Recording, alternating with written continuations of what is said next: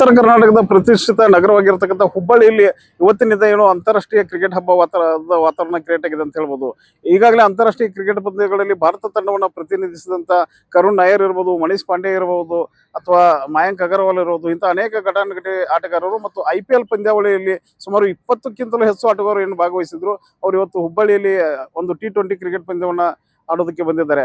ಯಾಕಂದ್ರೆ ಎಲ್ಲಿ ನೋಡಿದ್ರಲ್ಲಿ ಕೂಡ ಹುಬ್ಬಳ್ಳಿಯಲ್ಲಿ ಕ್ರಿಕೆಟ್ ಹಬ್ಬದ ವಾತಾವರಣ ಕಾಣ್ತಾ ಇದೆ. ಈಗಾಗಲೇ ತಾವು ಇಲ್ಲಿ ನಾವೇನು ಸ್ಕ್ರೀನ್ ಮೇಲೆ ತೋರಿಸ್ತಾ ಇದೀವಿ, ಇಲ್ಲಿ ನೋಡ್ಬೋದು ಸಾವಿರಾರು ಜನ ಈ ಕ್ರಿಕೆಟ್ ಪಂದ್ಯಾವಳಿಯನ್ನ ವೀಕ್ಷಣೆ ಮಾಡೋದಕ್ಕೆ ಬಂದಿದ್ದಾರೆ. ಅದರ ಜೊತೆಗೆ ಅನೇಕ ಘಟಾನುಘಟಿ ರಾಜಕಾರಣಿಗಳು ಕೂಡ ಇದರಲ್ಲಿ ಬಂದಿರೋದ್ರಿಂದ ಒಂದು ರೀತಿಗೆ ಹಬ್ಬದ ವಾತಾವರಣ, ಅಂದ್ರೆ ಕ್ರಿಕೆಟ್ ಹಬ್ಬದ ವಾತಾವರಣ ಹುಬ್ಬಳ್ಳಿಯಲ್ಲಿ ಸೃಷ್ಟಿಯಾಗಿದೆ ಅಂತ ಹೇಳ್ಬೋದು. ಉತ್ತರ ಕರ್ನಾಟಕದ ಪ್ರತಿಭೆಗಳಿಗೆ ಅವಕಾಶ ಇಲ್ಲ ಅಂತ ಹೇಳಿ ಇಲ್ಲಿವರೆಗೆ ಕೊರಗ್ತಾ ಇದ್ರು. ಇಲ್ಲಿ ಪಂದ್ಯಾವಳಿಯನ್ನ ಆಯೋಜನೆ ಮಾಡುವುದರಿಂದ ಉತ್ತರ ಕರ್ನಾಟಕದ ಅನೇಕ ಪ್ರತಿಭಾವಂತ ಕ್ರಿಕೆಟ್ ಆಟಗಾರರಿಗೆ ವೇದಿಕೆಯನ್ನು ಕಲಿಸಬೇಕಂತ ಹೇಳಿ ಏನು ನೂತನವಾಗಿ ಕ್ರಿಕೆಟ್ ಅಸೋಸಿಯೇಷನ್ ಅಧ್ಯಕ್ಷರಾಗಿದ್ದಾರೆ, ಆ ಪ್ರಕಾರ ವೆಂಕಟೇಶ್ ಪ್ರಸಾದ್ ಅವರು ಒಂದು ತೀರ್ಮಾನ ತೆಗೆದುಕೊಂಡಿರೋದ್ರಿಂದ ಈಗ ಹುಬ್ಬಳ್ಳಿಯಲ್ಲಿ ಒಂದು ಕ್ರಿಕೆಟ್ನ ರೋಚಕತೆ ಇನ್ನಷ್ಟು ಜಾಸ್ತಿ ಆಗುವ ಸಾಧ್ಯತೆಗಳಿವೆ. ಇದು ಬರುವ ಶುಕ್ರವಾರ ತನಕ ಈ ಪಂದ್ಯಾವಳಿ ನಡೆಯಲಿದ್ದು, ಉತ್ತರ ಕರ್ನಾಟಕದ ಕ್ರಿಕೆಟ್ ಅಭಿಮಾನಿಗಳು ಈ ಪಂದ್ಯಾವಳಿಯನ್ನು ನೋಡುವುದರ ಮೂಲಕ ಆಟಗಾರರಿಗೆ ಉತ್ತೇಜನವನ್ನು ಮಾಡಿಕೊಡ್ಬೇಕಂತೇಳಿ KCA ಪದಾಧಿಕಾರಿಗಳು ನಮ್ಮ ವಾಹಿನಿ ಮೂಲಕ ಕೂಡ ಮನವಿ ಮಾಡಿಕೊಂಡಿದ್ದಾರೆ. ಇದರ ಬಗ್ಗೆ ನಾವು ಹಿರಿಯ ರಾಜಕಾರಣಿ ಆದಂತ ಬಸವರಾಜ ಹೊರಟ್ಟಿ ಅವರನ್ನಾಗಿರ್ಬೋದು, ಅಥವಾ ವೀರೇಶ್ ಸೌದಿ ಅಂತ ಹೇಳಿ ಏನೋ ಒಂದು ಈ ಪಂದ್ಯಾವಳಿಯನ್ನು ಆಯೋಜನೆ ಮಾಡಲು ಸರ್ವ ಪ್ರಯತ್ನವನ್ನು ಮಾಡಿದ್ದಾರೆ. ಅವರನ್ನು ಕೂಡ ನಮ್ಮ ವಾಹಿನಿಗೆ ಮಾತನಾಡಿಸಿದಾಗ ಉತ್ತರ ಕರ್ನಾಟಕದ ಪ್ರತಿಭೆಗಳಿಗೆ ಅವಕಾಶ ಕೊಡಬೇಕು ಅನ್ನೋ ನಿಟ್ಟಿನಲ್ಲಿ ಈ ಪಂದ್ಯಾವಳಿನ ಆಯೋಜನೆ ಮಾಡಿದ್ದೇವೆ. ಮುಂದಿನ ದಿನಗಳಲ್ಲಿ ಹುಬ್ಬಳ್ಳಿಯಲ್ಲಿ ಅಂತಾರಾಷ್ಟ್ರೀಯ ಕ್ರಿಕೆಟ್ ಪಂದ್ಯವನ್ನು ನಾವು ನಡೆಸೋದಕ್ಕೆ ಸಿದ್ಧರಾಗಿದ್ದೇವೆ ಅಂತ ಹೇಳಿದ್ದಾರೆ. ಇದುವರೆಗೆ ರಾಜ್ಯ ಮಟ್ಟದ ಕ್ರಿಕೆಟ್ ಪಂದ್ಯಾವಳಿಗಳು ಕೇವಲ ಬೆಂಗಳೂರಿನಲ್ಲಿ ಮಾತ್ರ ನಡೀತಾ ಇದ್ವು. ಆದ್ರೆ ಉತ್ತರ ಕರ್ನಾಟಕದ ಕ್ರೀಡಾಭಿಮಾನಿಗಳಿಗೆ ಒಂದು ಸ್ಫೂರ್ತಿಯನ್ನು ತುಂಬಿಸುವುದಾಗಿ ಏನು ಕರ್ನಾಟಕ ರಾಜ್ಯ ಕ್ರಿಕೆಟ್ ಸಂಸ್ಥೆ ಇವತ್ತು ಪಂದ್ಯಾವಳಿಗಳನ್ನು ಹುಬ್ಬಳ್ಳಿಯಲ್ಲಿ ಆಯೋಜನೆ ಮಾಡಿದೆ. ಕಳೆದ 3 ದಿನಗಳಿಂದ ಏನು ಮಹಾರಾಜ ಟ್ರೋಫಿ ಅಂಗವಾಗಿ ನಡೆಸತಕ್ಕಂಥ ಪಂದ್ಯಾವಳಿನ ವೀಕ್ಷಣೆ ಮಾಡೋದಕ್ಕೆ ಕರ್ನಾಟಕದ ಅತ್ಯಂತ ಹಿರಿಯ ಮತ್ತು ಅನುಭವಿ ರಾಜಕಾರಣಿ ಮತ್ತು ವಿಧಾನ ಪರಿಷತ್ನ ಸಭಾಪತಿ ಆದಂತಹ ಸನ್ಮಾನ್ಯ ಶ್ರೀ ಬಸವರಾಜ ಹೊರಟ್ಟಿ ಅವರು ಈ ಕ್ರಿಕೆಟ್ ಪಂದ್ಯವನ್ನು ವೀಕ್ಷಣೆ ಮಾಡುವುದರ ಜೊತೆಗೆ ಮುಂದಿನ ದಿನಗಳಲ್ಲಿ ಉತ್ತರ ಕರ್ನಾಟಕದಲ್ಲಿ ಯಾವ ರೀತಿಯಾಗಿ ಕ್ರಿಕೆಟ್ ಬೆಳವಣಿಗೆ ಸಹಕಾರಿಯಾಗಿ ನಿಲ್ತಾರೆ ಅನ್ನೋದನ್ನ ಅವ್ರನ್ನ ಕೇಳೋಣ. ಸರ್, ಇವತ್ತು ತಾವು ಕ್ರಿಕೆಟ್ ಪಂದ್ಯಾವಳಿಯನ್ನ ವೀಕ್ಷಣೆ ಮಾಡೋದಕ್ಕೆ ಬಂದಿದ್ದೀರಿ. ನೀವು ಬರೋದ್ರಿಂದ ಬಹಳ ಜನ ಪ್ರೇಕ್ಷಕರು ಕೂಡ ಒಂದು ರೀತಿ ಹುರುಪನ್ನ ತೋರಿಸ್ತಾ ಇದ್ದಾರೆ. ಭವಿಷ್ಯದಲ್ಲಿ ಉತ್ತರ ಕರ್ನಾಟಕದಲ್ಲಿ ಕ್ರಿಕೆಟ್ ಅಭಿವೃದ್ಧಿಗೆ ತಾವು ಯಾವ ರೀತಿಯಾಗಿ ಶ್ರಮಿಸ್ತೀರಿ? ನಾನು ಈ ಪಂದ್ಯವನ್ನು ನೋಡಿದಾಗ ನಾವೆಲ್ಲಿ IPL ಅಲ್ಲಿ ಇಲ್ಲಿ ಎಲ್ಲ ನೋಡಿತಲ್ಲ ಆ ತರ ಅನ್ಸಿದೆ. ಬಹಳ ಉತ್ತಮವಾದಂತ ರೀತಿಯಿಂದ ವ್ಯವಸ್ಥೆ ಮಾಡ್ಯಾರ. ಇಷ್ಟೊಂದು ಉತ್ತಮವಾದಂತ ರೀತಿಯಿಂದ ಗ್ರೌಂಡ್ ಎಲ್ಲ ಮಾಡಿದಾರೆ. ಮತ್ತೆಲ್ಲ ಜನರಿಗೆ ಒಂದು ಹುಬ್ಬಳ್ಳಿಯಲ್ಲಿ ಇದೊಂದು ರಾಷ್ಟ್ರ ಮಟ್ಟದ ಕ್ರಿಕೆಟ್ ಆದಂಗೆ ನಡೆದಿದೆ. ಇದು ಅದಕ್ಕೆ ನಾನು ಬಹಳ ಹೆಮ್ಮೆ ಮತ್ತು ಅಭಿಮಾನಿಸ್ತೇನೆ. ತಯಾರು ಮಾಡಿದಂಥವ್ರು ಮುಂದಿನ ದಿನಮಾನಗಳಲ್ಲಿ ಕೇವಲ ಬೆಂಗಳೂರಿಗೆ ಸೀಮಿತವಾದಂಥದ್ದು ಹುಬ್ಬಳ್ಳಿ ಧಾರವಾಡಕ್ಕೆ ಬಂದಿದೆ. ಆ ಹಿನ್ನೆಲೆಯಲ್ಲಿ ಒಂದ್ ಮಾತನ್ನ ಹೇಳ್ತೀನಿ, ಸರ್ಕಾರದ ಮಟ್ಟದಲ್ಲಿ ಅಥವಾ ಬೇರೆ ಏನಾದ್ರು ಮಟ್ಟದಲ್ಲಿ ಯಾವುದೇ ರೀತಿಯಿಂದ ನನ್ನ ಸಹಕಾರ ಬೇಕಾದ್ರೆ ಖಂಡಿತವಾಗಿ ನಾನು ಮಾಡ್ತೀನಿ. ಇನ್ನೂ ಹೆಚ್ಚು ಹೆಚ್ಚು ಬೆಳವಣಿಗೆ ಆಗಲಿ. ಇಲ್ಲಿ ಉತ್ತರ ಕರ್ನಾಟಕದಲ್ಲಿ ಅತ್ಯಂತ ಹೆಮ್ಮೆಯಾದಂತ ಹುಬ್ಬಳ್ಳಿಯಲ್ಲಿ ಇಂಥ ಮ್ಯಾಚ್ ನಡೆಯೋದು ಬಹಳಷ್ಟು ಖುಷಿ ತಂದಿದೆ. ಈ ಹಿನ್ನೆಲೆಯಲ್ಲಿ ನಾನು ಎಲ್ಲ ರೀತಿಯಿಂದ ಇದಕ್ಕೆ ಸಹಕಾರ ಮಾಡ್ತೀನಿ. ಮತ್ತು ಬಹಳಷ್ಟು ನಾನು ಹುಬ್ಬಳ್ಳಿ ಜನರಿಗೆ ಮನವಿ ಮಾಡ್ಕೊಳ್ಳೋದು ಅಂದ್ರೆ ಮನೆಯಲ್ಲಿ ಕುತ್ಕೊಳ್ಳೋ ಬದಲಿ ಬಂದು ಮ್ಯಾಚ್ ನೋಡ್ಬೇಕು. ನೋಡೋದ್ರಿಂದ ಪ್ಲೇಯರ್ಸಿಗೆ ಹೆಚ್ಚು ಪ್ರೋತ್ಸಾಹ ಆಗತಿ. ಬಹಳ ಮಂದಿ ಇದ್ರ ನೋಡಕ್ ಬಂದಿಲ್ಲ, ಬರ್ಬೇಕಂತೇಳಿ ನಾನು ಮನವಿಯನ್ನು ಸಹಿತ ಮಾಡ್ತೀನಿ. ಈಗ ಸರ್, ತಮ್ಮ ಗಮನಕ್ಕೆ ಬಂದಿರೋದು ಅತ್ಯಂತ ವ್ಯವಸ್ಥಿತವಾಗಿ ಪಂದ್ಯಾವಳಿ ಆಯೋಜನೆ ಆಗಿದೆ. ಆದ್ರೆ ಎಲ್ಲೋ ಒಂದು ಕಡೆ ಪ್ರಚಾರದ ಕೊರತೆಯನ್ನ KCA ಅವರು ಮಾಡಿದ್ದಾರೆ ಅಂತ ಹೇಳ್ಬೋದು. ಯಾಕಂದ್ರೆ ಇದೇ ಪಂದ್ಯಾವಳಿ ಬೆಂಗಳೂರಿನಲ್ಲಿ ನಡೆದಾಗ ತುಂಬಾ ಒಂದು ರೀತಿಯಾದಂತಹ ಪ್ರಚಾರದಲ್ಲಿ ತೊಡಗಿಸ್ತಾರೆ. ಆದ್ರೆ ಉತ್ತರ ಕರ್ನಾಟಕ ಅಂತ ಯಾಕೊಂದು ನಿರ್ಲಕ್ಷ್ಯದ ನನಗೂ ಹಂಗಣಸ್, ನೀವ್ ಹೇಳೋದಕ್ ನನಗೂ ಹಂಗಣಸತಿ. ಇಷ್ಟೆಲ್ಲಾ ಮಾಡಿ ಇಷ್ಟೆಲ್ಲ ಚಲೋ ಐತಿ. ಬೆಂಗಳೂರಾಗ ಹೋದ್ರ ಜಗ ಇಡ್ತಂಗಿಲ್ಲ. ಇಲ್ಲಿ ಚೆನ್ನಾಗ್ ಮಾಡಿದಾರೆ, ಮಾಡಿದಾರ. ಅದಕ್ಕೆ ಪ್ರಚಾರನು ಸ್ವಲ್ಪ ಮಾಧ್ಯಮದವರು ಹೆಚ್ಚು ಇದಕ್ಕೆ ಪ್ರೋತ್ಸಾಹ ಕೊಡ್ಬೇಕು. ಯಾಕಂದ್ರೆ ಏನೋ ನಾವು ಹೆಮ್ಮೆ ಪಡುವಂಥದ್ದು ಇಂಥದ್ದು ಎಲ್ಲೂ ನಾನು ನೋಡ್ಲಿಲ್ಲ. ಇಷ್ಟು ಚೆನ್ನಾಗಿ ನಾ IPL ದಲ್ಲಿ ನೋಡಿದಂಗ ಆಗ್ತಿದೆ. ಬೆಂಗಳೂರಲ್ಲಿ ನಡೆಯುವಂಥದ್ದು ಈ ಕ್ರಿಕೆಟ್ ಏನದಾರ ಬೆಂಗಳೂರವರು ಇದಕ್ಕೆಲ್ಲಕ್ಕೂ ಹೆಚ್ಚು ಸ್ಕೋಪ್ ಅನ್ನು ಕೊಡಬೇಕು. ಹುಬ್ಬಳ್ಳಿಯಲ್ಲಿ ಇನ್ನೂ ಹೆಚ್ಚು ಹೆಚ್ಚು ಜನ ನೋಡುವಂತೆ, ಆಕರ್ಷಣೆ ಮಾಡುವಂತೆ ಒಂದು ರಾಜ್ಯ ಮಟ್ಟದಲ್ಲಿ ಏನಾದ್ರು ಕ್ರಿಕೆಟ್ದವರು ಎಲ್ಲಾ ರೀತಿಯಿಂದ ಕ್ರಮ ತಗೋಬೇಕಂತ ಒತ್ತಾಯ ಮಾಡ್ತೀವಿ. ಯಾಕಂದ್ರೆ ಕರ್ನಾಟಕದ ಅತ್ಯಂತ ಮುತ್ಸದ್ದಿ ರಾಜಕಾರಣಿ ಮತ್ತು ಅಭಿವೃದ್ಧಿ ಹರಿಕಾರ ಅಂತ ಹೇಳಿ ಚೆನ್ನಾಗಿ ಕೂಡ ಮಾತಾಡ್ತಾರೆ. ನಾವು ಈಗಾಗಲೇ ಕಣ್ಣಾರೆ ನೋಡ್ತಾ ಇದ್ದೀರಿ.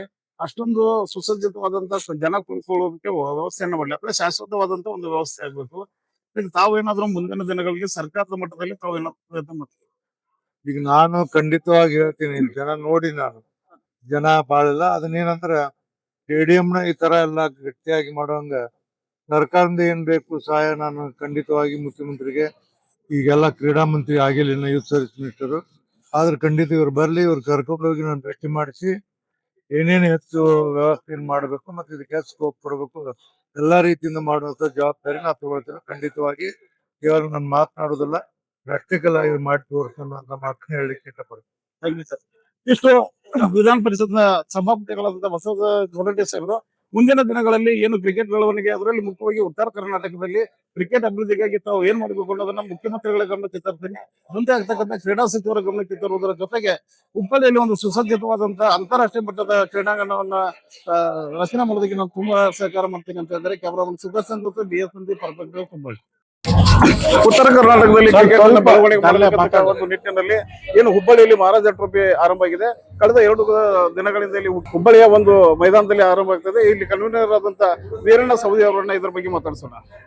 ಸರ್, ಈಗ ಉತ್ತರ ಕರ್ನಾಟಕದ ಪ್ರತಿಭೆಗಳಿಗೆ ಅನುಕೂಲ ಆಗಲಿ ಅನ್ನೋ ನಿಟ್ಟಿನಲ್ಲಿ ಹುಬ್ಬಳ್ಳಿಯಲ್ಲಿ ಏನೋ ಒಂದು ಟೂರ್ನಮೆಂಟ್ ಅನ್ನ ಆಯೋಜನೆ ಮಾಡಿದ್ರಿ.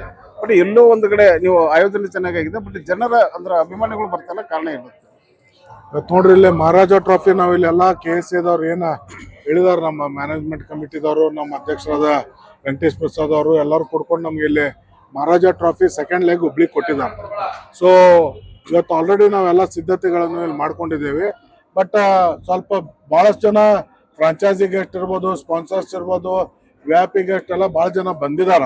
ಬಟ್ ಗ್ಯಾಲರಿದಲ್ಲಿ ಜನ ಸ್ವಲ್ಪ ಕಡಿಮೆ ಇದೆ. ಯಾಕಂದ್ರೆ ತಾವು ನೋಡ್ತಾ ಇದ್ದೀರಿ, ಮನ್ಸೂನ್ ಸೀಸನ್ದಲ್ಲಿ ಮಳೆ ಬರ್ತಾ ಇರೋದ್ರಿಂದ ಸ್ವಲ್ಪ ಜನ ಕಡಿಮೆ ಕಾಣ್ತಾ ಇದ್ದಾರೆ. ಯಾಕಂದ್ರೆ ಈಗಾಗಲೇ ಅಂತಾರಾಷ್ಟ್ರೀಯ ಕ್ರಿಕೆಟ್ ನಲ್ಲಿ ಭಾಗವಹಿಸಿದ ಕರುಣ್ ನಾಯರ್ ಇರ್ಬೋದು, ಮಯಾಂಕ್ ಅಗರ್ವಾಲ್ ಇರ್ಬೋದು, ಶ್ರೇಯಸ್ ಗೋಪಾಲ್ ಇರ್ಬೋದು, ಅದೇ ರೀತಿಯಾಗಿ ಅಭಿನವ್ ಮನೋಹರ್ ಇರ್ಬೋದು, ಘಟಾನುಘಟಿ ಆಟಗಾರರು ಬಂದ್ರು ಕೂಡ ಎಲ್ಲೋ ಪ್ರೇಕ್ಷಕರು ಇದ್ರ ಬಗ್ಗೆ ನಿರಾಸಕ್ತಿ ತೋರಿದ್ದಾರಾ ಅಥವಾ ಒಂದು ಪ್ರಚಾರದಲ್ಲಿ ತಾವೇನಾದ್ರೂ ಹಿಡಿದಿದ್ದೀರಾ ಅಂತ?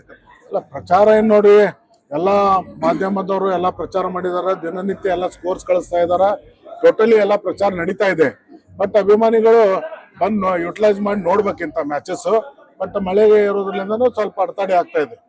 ಮುಂದಿನ ವರ್ಷ ಮತ್ತೆ ಇದನ್ನ ಏನಾದ್ರು ಹುಬ್ಬಳ್ಳಿಯಲ್ಲಿ ಆಯೋಜನೆ ಮಾಡೋದಕ್ಕೆ ತಾವೇನಾದ್ರೂ ಪ್ರಯತ್ನ ಮಾಡ್ತಾ ಇದ್ದೀರಾ ಅಥವಾ ಈಗಾಗಲೇ ಏನು KSಗೆ ಹೊಸ ಅಧ್ಯಕ್ಷರು ಬಂದಿದ್ದಾರೆ, ಮಾಜಿ ಅಂತಾರಾಷ್ಟ್ರೀಯ ಆಟಗಾರ ವೆಂಕಟೇಶ್ ಪ್ರಸಾದ್ ಅವರು ಅಧಿಕಾರದ ಚುಕ್ಕಾಣಿ ಹಿಡಿದ ಮೇಲೆ ಎಲ್ಲಾ ಕಡೆಗೆ ಅವರು ವಿಸಿಟ್ ಮಾಡೋದ್ರ ಮೂಲಕ ಮೈದಾನಗಳನ್ನ ಅಭಿವೃದ್ಧಿ ಪಡಿಸ್ತಾ ಇದ್ದಾರೆ. ನಾವು ಈಗಾಗಲೇ ಏನು ಈ ಮೈದಾನದಲ್ಲಿ ನೋಡಿದಾಗ ಸುಸಜ್ಜಿತ ಒಂದು ಕಟ್ಟಡದ ವ್ಯವಸ್ಥೆ ಇಲ್ಲ, ಅದ್ರ ಬಗ್ಗೆ ತಾವೆಲ್ಲರೂ ಸೇರಿ ಏನಾದ್ರು ತೀರ್ಮಾನ ನೋಡ್ರಿ, ಈಗ ಅವ್ರು ವೆಂಕಟೇಶ್ ಪ್ರಸಾದ್ ಅವ್ರು ಬಂದ್ಮೇಲೆ ಈಗೆಲ್ಲ ಕೆಲಸ ಚಲೋ ಆಗಿದೆ. ಇಮಿಡಿಯೇಟ್ಲಿ ಒಂದು ನಾವು ಫೆಬ್ರವರಿದಾಗ ರಂಜಿ ಟ್ರೋಫಿ ಫೈನಲ್ಸ್ ಹುಬ್ಳಿದಾಗ ಮಾಡಿದ್ವಿ. ಅದು ಐತಿಹಾಸಿಕ ಒಂದು ಮ್ಯಾಚ್ ಅದ, ಕರ್ನಾಟಕ ಮತ್ತು ಜಮ್ಮು ಅಂಡ್ ಕಾಶ್ಮೀರ ಫೈನಲ್ಸ್ ಅನ್ನು ನಾವು ಇಲ್ಲಿ ಕಂಡಕ್ಟ್ ಮಾಡಿದ್ವಿ. ಆಮೇಲೆ ಕಂಟಿನ್ಯೂಸ್ ಆಗಿ 1 ತಿಂಗಳು ಎಲ್ಲ ಮಕ್ಕಳಿಗೆ ಅಂಡರ್ 14, ಅಂಡರ್ 16, ಅಂಡರ್ 19 ಮಕ್ಕಳಿಗೆ ಮತ್ತು ಹುಡುಗಿಯರ ಸದ್ಯಕ್ಕೆ ಅಂಡರ್ 15, ಅಂಡರ್ 19 ಮ್ಯಾಚಸ್ ಅಕಾಡೆಮಿನೂ ಮಾಡಿದ್ವಿ 1 ತಿಂಗಳು. ಅದ ನಂತರ ಮಹಾರಾಜ ಟ್ರಾಫಿ ಕೊಟ್ಟಿದ್ದಾರೆ, ಈಗ ನಡೀತಾ ಇದೆ. ಮತ್ ಬರುವಂತ ವರ್ಷಗಳಲ್ಲಿ ಮತ್ತೆ ಏನೇನ್ ಬರ್ತೈತಿ, ಏನ್ ಕೊಡ್ತಾರೋ ಅದನ್ನ ನಾವು ಕೆಲಸ ಮಾಡಕ್ಕೆ ಧಾರವಾಡ ಝೋನ್ ಫುಲ್ ಇಡೀ ಟೀಮ್ ನಾವು ರೆಡಿ ಇದೆ. ಇದು ಕೊನೆ ಒಂದು ಪ್ರಶ್ನೆ ಸರ್, ಕೇವಲ ನೀವು ಹುಬ್ಳಿಗೆ ಸೀಮಿತವಾಗಿ ಮಾಡ್ತಾ ಇದ್ರೆ ಅಥವಾ ಮುಂದಿನ ದಿನಗಳಲ್ಲಿ ಬೆಳಗಾವಿಯಲ್ಲೂ ಕೂಡ ಒಂದು ಹೊಸ ಮೈದಾನ ಆಗಿದೆ, ಅಲ್ಲಾದ್ರೂ ಏನಾದ್ರು ತಾವು ಅವಿನಾಶ್ ಪೂತಾರ್ ಅವರು ಏನಾದ್ರು ಒಂದು ಪ್ರಯತ್ನ ಹಾಕೋದ್ರ ಮೂಲಕ ಇನ್ನೂ ಈ ಕ್ರಿಕೆಟ್ ಕ್ರೀಡೆಯನ್ನ ಉತ್ತರ ಕರ್ನಾಟಕಕ್ಕೆ ವ್ಯಾಪಿಸ್ತೀರಾ? 100% ಆಲ್ರೆಡಿ ಬೆಳಗಾವದಲ್ಲಿ ಸದ್ಯಕ್ಕೆ ಅನೇಕ 7-8 ರಂಜಿ ಟ್ರಾಫಿ ಆಗಿದಾವ, ಬೇರೆ ಬೇರೆ ಮ್ಯಾಚ್ನು ಆಗಿದಾವ.